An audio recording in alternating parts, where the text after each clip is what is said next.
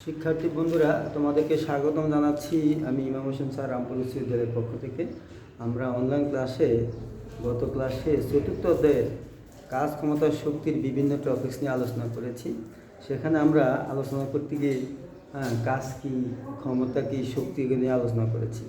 আজকে আমরা শক্তি নিত্যতা সম্পর্কে একটু জানবো এবং এই নিয়ে একটা গাণিতিক সমস্যা সমাধান করব।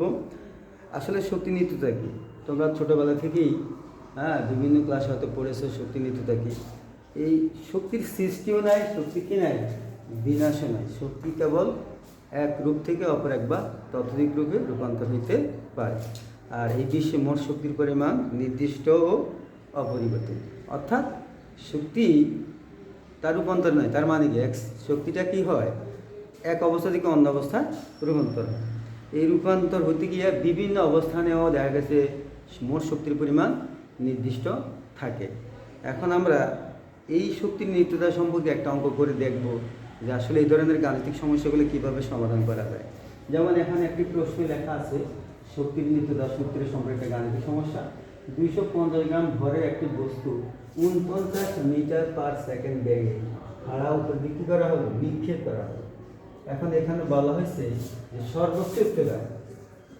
সর্বোচ্চ উচ্চতায় উঠতে বস্তুটি কত সময় লাগবে। সর্বোচ্চ উচ্চতায় উঠতে বস্তুটি কত সময় লাগবে, তাহলে আমার এখানে সময় নির্ণয় করতে হবে। আচ্ছা, এই সময় নির্ণয় করতে গিয়ে আমি দেখতেছি বস্তুটার ভরের মান কত আছে, 250 গ্রাম আছে এই বস্তুটার ভর। আর এটাকে আমি উপর দিয়ে কী করলাম, নিক্ষেপ করলাম।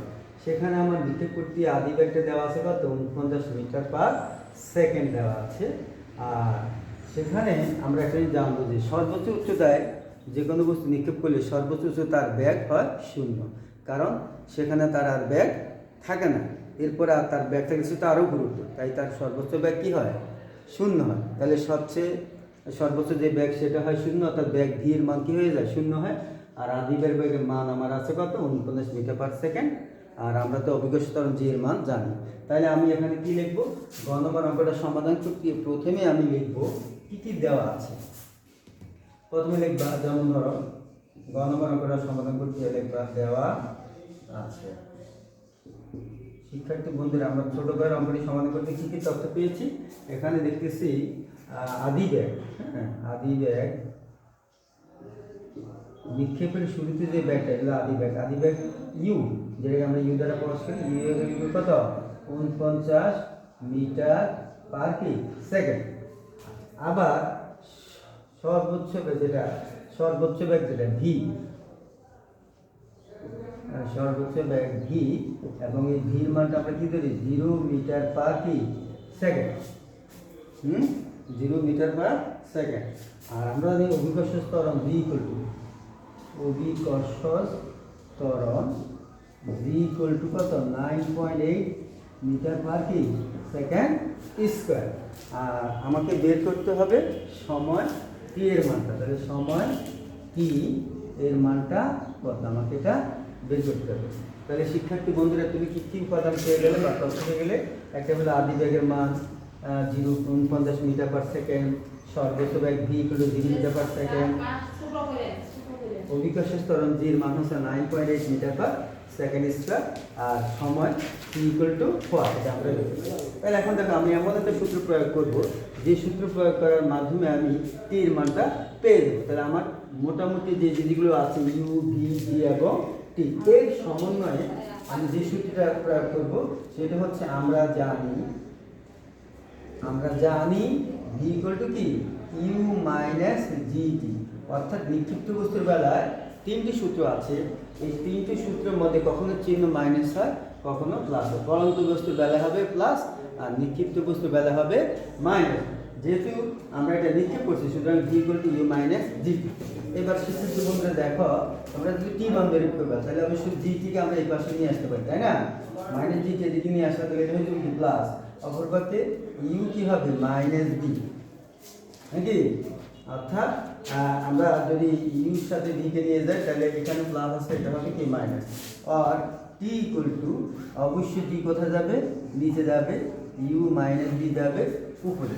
এখন দেখো ইউর মানটা কত আছে, 49, মাইনাস বির মান হচ্ছে 0, জির মান কত, 9.8। এখন 49 ডিভাইডেড বাই 9.8, তাহলে আমরা কত পাচ্ছি মানটা? অবশ্যই তার একটা রেজাল্ট তো অবশ্যই আছে, সেই রেজাল্টটা আমরা কত বলবো ভাগ করে, সেটা হবে 5 সেকেন্ড। কত পেয়েছি আমরা? 5 সেকেন্ড। হ্যাঁ, তাহলে এই যে সর্বোচ্চ উচ্চতা উঠতে বস্তুটির 5 সেকেন্ড সময় লাগবে, তাহলে আমরা সহজে করতে পারলাম, তাই না? শিক্ষার্থী বন্ধু দেখো, আর তাহলে বোঝা গেছে ফিজিক্সের অঙ্কগুলো করতে গিয়ে আমরা যে যে উপাদানগুলো দেওয়া আছে তত তার আলোকে আমরা সূত্রগুলো সেট করতে হয়।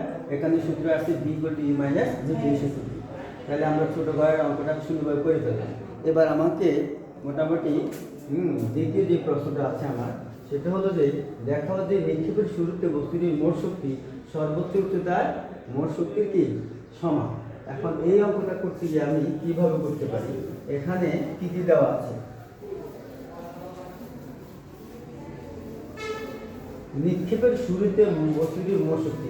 এখন আমার জানতে হবে নিক্ষেপের শুরুতে বস্তুটির মোট শক্তি কত হয়। শিক্ষার্থী বন্ধুরা, সেখানে দেখো আমরা নিক্ষেপের শক্তি শুরুতে একটা বস্তুর মধ্যে সাধারণত দুই ধরনের শক্তি, একটা হচ্ছে বিভব শক্তি আর হচ্ছে গতিশক্তি। একটা হচ্ছে বিভব শক্তি, একটা হচ্ছে কি গতিশক্তি। এখানে আমরা কি দেখতে পাই? বস্তুটি কি কি দেওয়া আছে? ভর এম দেওয়া আছে, বস্তুটির ভর এম = কত? 250 গ্রাম। এখন দেখো এটা যেহেতু গ্রামে আছে, আমরা এটা কেজিতে নিব, তাহলে অবশ্যই কত দিয়ে ভাগ হবে? 1000 দিয়ে ভাগ হবে। 250 এর 1000 কি হবে? এখন এটা কেজি হয়ে গেছে, তো 250 কে যদি 1000 দিয়ে আমরা ভাগ করি, তাহলে 0.25 কেজি, 0.25 কি কেজি হয়ে যায়। আর কি কি মান আছে আমাদের? যে এখানে আদিবেগ = ভি, আদিবেগ কি হয়ে যাবে? বি হয়ে যাবে, যেহেতু যে ব্যাগ আমি নিক্ষেপ করতেছি এটাই তো আদিবেগ। আবার এখানে যেহেতু নিক্ষেপের শুরুতে ব্যাগটা আছে 49, সুতরাং এটা থেকে আমার আদিবেগটা শেষ ব্যাগের সমান হয়ে যাবে। সুতরাং নিক্ষেপের শুরুতে বিভব শক্তি, নিক্ষেপের শুরুতে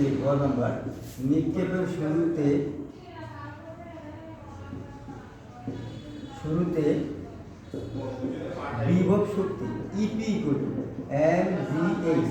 যেহেতু নিক্ষেপের শক্তি উচ্চতা নাই, সুতরাং এখান থেকে জিরো, জিরো। আবার নিক্ষেপের শুরুতে ইকে অর্থাৎ গতিশক্তি ইকে কি হবে?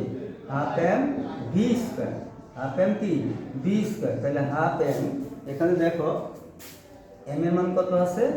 অবশ্যই 0.25 কেজি, তাই না? আর ভির মান আছে কত? 49, তাহলে 49 স্কয়ার। আর আমরা এটাকে যদি সমাধান করি, তাহলে মোটামুটি কত জুল পেয়ে যাব? এখানে জুল পাবো 300.1 জুল পাবো, 300.125 কি জুল। তাহলে নিক্ষেপের শুরুতে বিভব শক্তি হলো 0 জুল আর গতিশক্তি হচ্ছে 300.125 জুল। আচ্ছা, তাহলে নিক্ষেপের শুরুতে মোট শক্তি কি হবে?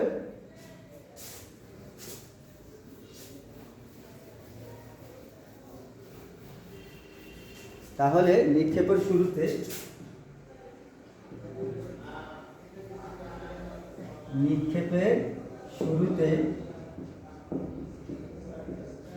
মোট শক্তির পরিমাণ দাঁড়াবে ইপি প্লাস ইটি = 0 প্লাস 300.125 কি জুল সমান 300.125 কি জুল। এলো নিক্ষেপের শুরুতে শক্তি। এখন আমাকে দেখা হতে হবে যে নিক্ষেপের শুরুতে মোট শক্তি সর্বোচ্চ উচ্চতা মোট। এখন সর্বোচ্চ উচ্চতাটা তো আমরা জানি না, তাই না? এখন সর্বোচ্চ উচ্চতার ক্ষেত্রে আদিবেগ = কত? এখন সর্বোচ্চ উচ্চতা আমরা বের করে নেব, তাহলে সর্বোচ্চ উচ্চতাটা কত আসতেছে? আমরা লিখব সর্বোচ্চ উচ্চতার ক্ষেত্রে, আবার সর্বোচ্চ উচ্চতার ক্ষেত্রে V square = U square minus 2gh। এখানে সর্বোচ্চ উচ্চতার ক্ষেত্রে আমরা যে সমীকরণটি ব্যবহার করি, V square = U square minus 2g। এখান থেকে আমরা এস এর মানটা বের করব, বা 2gh = ইউ স্কয়ার মাইনাস কি ভি স্কয়ার। তাহলে h = 2g কোথায় যাবে? নিচে, আর U square minus V square যাবে উপরে। তাহলে এখন দেখো এখানে আদি বেগ ইকুয়াল টু 49 ইকুয়াল টু কত ইকুয়াল টু এখানে ইকুয়াল টু 49 আর সর্বোচ্চ উচ্চতায় ব্যাগ ভি ইকুয়াল টু সর্বোচ্চ উচ্চতায় ব্যাগ উচ্চতায় ব্যাগ V equal to 0 metre per second. তাহলে আমরা এখানে কি করব তাহলে 49 square minus 0 square by 2 into 9.8। এখানে আমরা হিসাব করে মোটামুটি এস এর মানটা পেয়ে যাব কত 122.5 মিটার 102.5 মিটার। এটা হলো সর্বোচ্চ উচ্চতার মান। এখন এই সর্বোচ্চ উচ্চতা এস এর মান তো এত, তাই না? তাহলে সর্বোচ্চ উচ্চতায় বিভব শক্তি ইকুয়াল টু mg। এখন সর্বোচ্চ উচ্চতায় বিভব শক্তি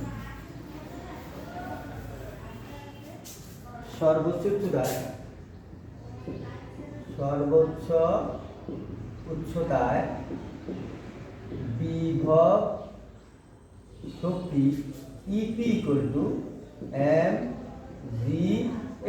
এক্ষেত্রে m হলো 0.25 আর জির মান তো আমরা সবাই জানা আছে, আর এইচ এর মানটা আমরা পেয়েছি 122.5। তো এখন যদি আমরা গুণ করি এখানে দেখা যাচ্ছে 300.125 300.125 কেজি, হ্যাঁ জুল, এত জুল। তাহলে এত জুল পাইলাম কি সর্বোচ্চ বিভব। কিন্তু সর্বোচ্চ উচ্চতায় গতিশক্তি ইকুয়াল টু কি 0। সর্বোচ্চ উচ্চতায় আমরা জানি গতিশক্তি কি হবে 0 হবে। সর্বোচ্চ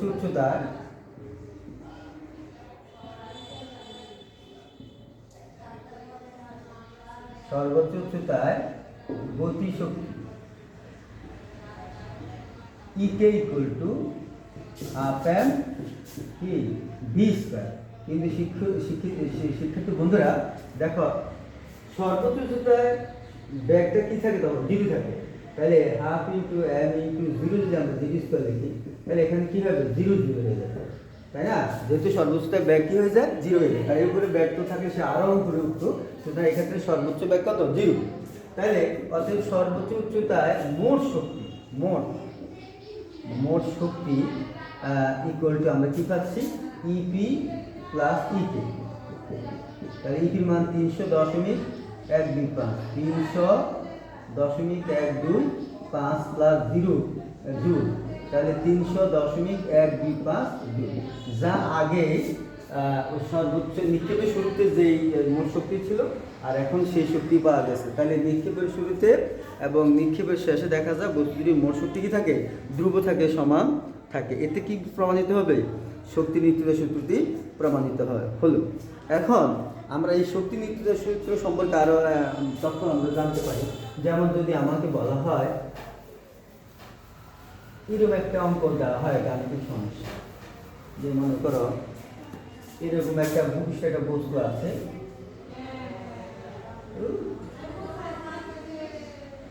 একটা বস্তু এখান থেকে ভূপৃষ্ঠ থেকে এখানে 100 মিটার উপরে উঠলাম, 100 মিটার উপরে উঠে এখান থেকে তাকে এখানে রাখা হচ্ছে এই বিন্দুতে। তাইলে এই জায়গাটা যদি তোমার 60 জুল হয় 60 মিটার হয়, তাই না? এখানে এই জায়গাটা যদি 60 হয় আর এখানে যদি মোট তো 100 মিটার উপরে উঠবে। এখন বস্তুর ভর যদি আমরা এম ইকুয়াল টু আমার দিয়ে দেয় 10 জুল 10 কেজি যদি বলা হয়, তাহলে এক্ষেত্রে যদি আমাকে একটা সমস্যা দেওয়া হয় যে এখানে সর্বোচ্চ উচ্চতায় মোট শক্তি কত, তাহলে এক্ষেত্রে আমি লিখবো সর্বোচ্চ উচ্চতায় মোট শক্তি equal to EP plus EK. কারণ এই যে ইপি এখানে সর্বোচ্চ উচ্চতায় বিভব শক্তি আর গতিশীল দুইটা থাকে। তো এখন ইপি যেটা সেটা হলো mgh প্লাস ইকে হাফ এম ভি স্কয়ার। কিন্তু এখানে তোমরা খেয়াল করো mgh, এম এর মান ওই যে 10 কেজি দেওয়া হয়েছে, জির মান দেওয়া হচ্ছে 9.8, এটা আমরা জানি 9.8। ইন্টু এইচ, এর মান যদি আমরা 100 ধরি, কারণ এটা তো সর্বোচ্চ উচ্চতা, plus half M into V মান তো 0, তাহলে বোঝা গেছে এখানে কত হচ্ছে 9803 11 দশমিক 9800 জুল হচ্ছে, তাই না?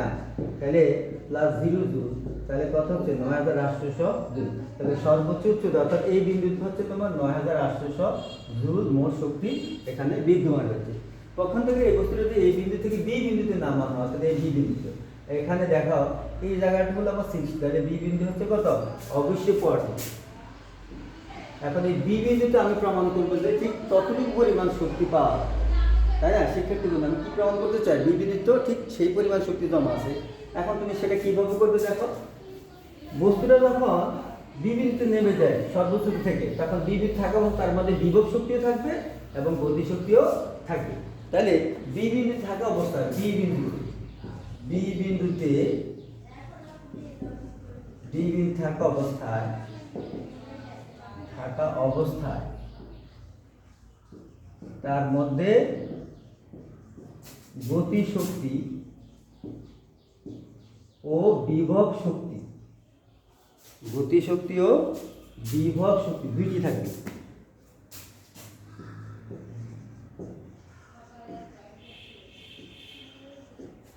উভয়টাই থাকবে।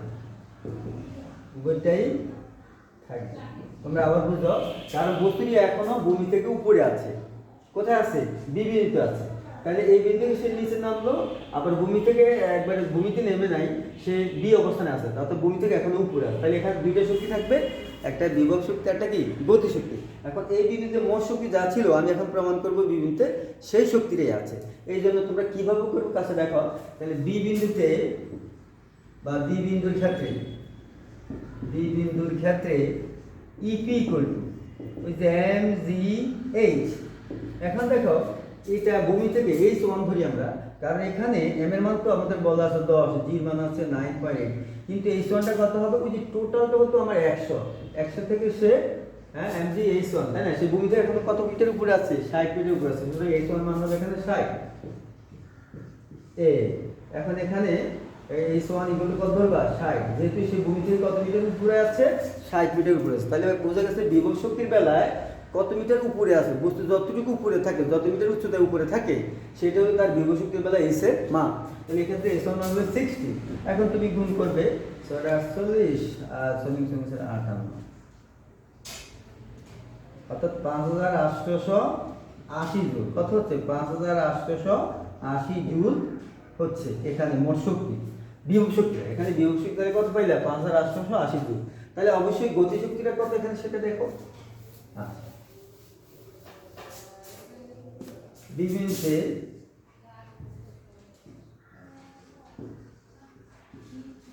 বিবিন্দুতে গতি শক্তি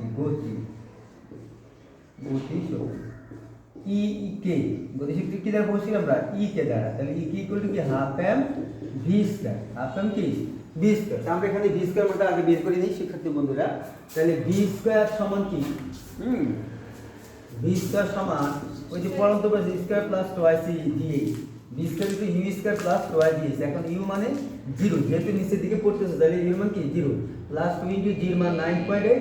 আর এস এর ক্ষেত্রে সে কত মিটার নিচে পড়েছে? এখানে নিচে পড়তে কত মিটার? 40 মিটার। এই ক্ষেত্রে হবে 40। তাহলে আমরা যদি যোগ করে দেই, 0 প্লাস 3920। স্যার করমলাতে কানি নিলে কিছু বুঝা জানো না।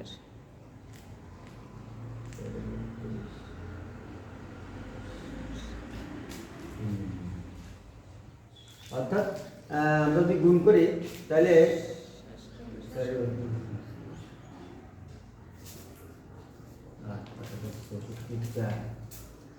784 জুল।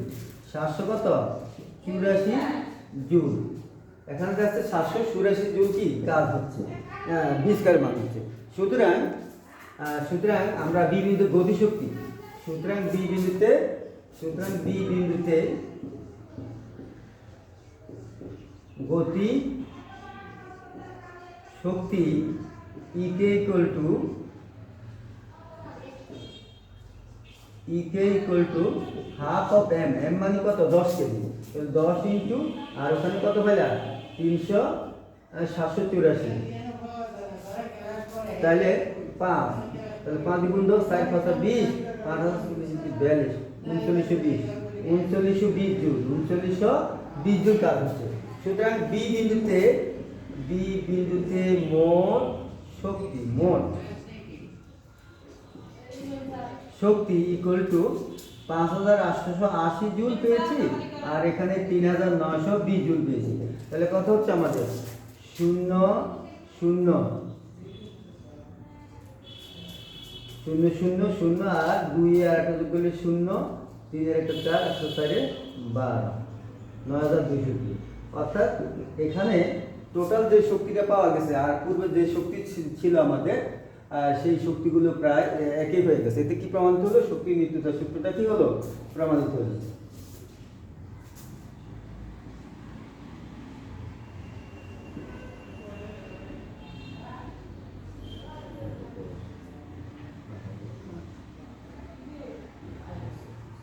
ও 9800, ঠিক আছে, 9800 জুল আমাদের যদি ভুল হয়ে গেছে। তাহলে আমাদের 3920 আর 5880 করে 9800, যেটা আমাদের পূর্বের মোট শক্তি, এই বিন্দুতে মোট শক্তি সমান হয়ে গেছে। তাহলে এটা কি প্রমাণ হলো? আমাদের এই বিন্দুতে মোট শক্তি এবং বি বিন্দুতে মোট শক্তি কি হয়ে গেল? সমান হয়ে। অনুরূপভাবে আবার প্রমাণ করতে পারবো যে সি বিন্দুতে আমরা এখানে ধরি, সি বিন্দুতে মোট শক্তি কি হবে? তার সমান হয়ে যাবে। তাহলে এই ক্ষেত্রে আমরা দেখো এই বিন্দুতে বি বিন্দুতে সি বিন্দুতে সর্বাবস্থায় বিভব শক্তি গতিশক্তি সমষ্টি ধ্রুব থাকে। এতে কি বোঝা যায়? শক্তি নিত্যতা সূত্র প্রমাণ হয়। অর্থাৎ শক্তির সৃষ্টিও নেই, শক্তির বিনাশ নেই, শক্তিকে বলে এক রূপ থেকে ততোধিক দ্বিগুণ রূপে বা বিভিন্ন রূপে অবস্থান করতে পারে। তাহলে শিক্ষার্থী বন্ধুরা, আমরা এতে কি জানলাম? যে শক্তি সম্পর্কে বা শক্তির নিত্যতা সূত্রটি কত স্পষ্ট, যেখানে কোনো সন্দেহের অবকাশ নেই। বিভিন্ন অবস্থানে শক্তির সূত্রগুলো, শক্তির মোট শক্তির পরিমাণ নির্দিষ্ট থাকে। অর্থাৎ বিজ্ঞানীরা যে সূত্রটা আবিষ্কার করেছেন সেই সূত্রটি অবশ্যই প্রমাণিত হয়ে গেল। আর এরপরে খুঁটিনাটি তোমরা অনেক কিছু আছে জানার আছে, যেমন আমরা যদি ভর এবং শক্তি সম্পর্কে, যেটা বিজ্ঞানী আইনস্টাইন থিওরি অফ রিলেটিভিটি সম্পর্কে আলোচনা করেছেন, সেখানে বলা হয়েছে যে ইকুয়াল টু এমসি স্কয়ার, যেখানে ই মানে কি? এনার্জি। ই মানে হচ্ছে এনার্জি। ওনার সূত্রে ছিল E equal to M C square. এখানে দেখো শিক্ষার্থী, ই মানে এনার্জি, হ্যাঁ, এম মানে বস্তুর ভর, সি মানে কি? আলো ব্যাগ। এখানে এম মানে হচ্ছে বস্তুটার কি? ভর, আর সি মানে হচ্ছে আলো ব্যাগ। তো আলো ব্যাগ সম্পর্কে তোমরা সবাই জানো, আলো ব্যাগ হচ্ছে 3 × 10⁸ মিটার পার সেকেন্ড। আর এম মানে বস্তুর ভর, অর্থাৎ বস্তুর ভরকেও যে শক্তিতে রূপান্তরিত করা যায়, আইনস্টাইন তার প্রমাণ তিনি করে গেছেন। আর তার এই সূত্রটা আমরা অত্যন্ত গুরুত্ব বহন করে, কারণ আমাদের রূপপুর পারমাণবিক বিদ্যুৎ কেন্দ্রে আমরা এই সূত্র ব্যবহার করেই সেখানে বিদ্যুৎ উৎপন্ন করা হয়েছে। এখন দেখো, হ্যাঁ, সুতরাং এই সূত্রটি প্রয়োগ করে আমরা ওখানে বিদ্যুৎ উৎপন্ন করতে পেরেছি এবং এটা আমাদের অনেকটা